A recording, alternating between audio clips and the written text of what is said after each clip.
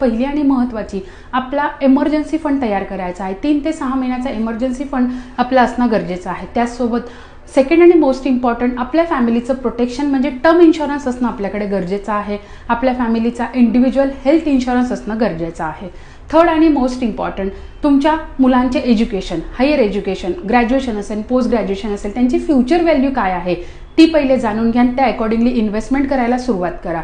Fourth आणि most important, retirement आज तुमचा जो काही खर्च आहे तो तुमच्या रिटायरमेंटच्या वेळेस किती असणार आहे, त्यासाठी आपल्याला इन्फ्लेशन लक्षात घ्यायचं आहे. मागच्या 10 वर्षात इन्फ्लेशन किती होतं, आत्ता इन्फ्लेशन किती आहे, जेव्हा तुम्ही रिटायर होणार आहात तेव्हा साधारण इन्फ्लेशन किती राहील याचा अंदाजा घेऊन आपल्याला रिटायरमेंटची प्लॅनिंग करायला हवी आहे. कारण मोस्ट ऑफ द टाईम आपण जी रिटायरमेंट करतो, आपण जी प्लॅनिंग करतो ती प्लॅनिंग एक रँडमली करत असतो की एक सेव्हिंग असावी किंवा चांगले रिटर्न्स भेटावे, एखादी इन्व्हेस्टमेंट व्हावी म्हणून आपण इन्व्हेस्टमेंट करतो. तर अशा इन्व्हेस्टमेंट करू नका.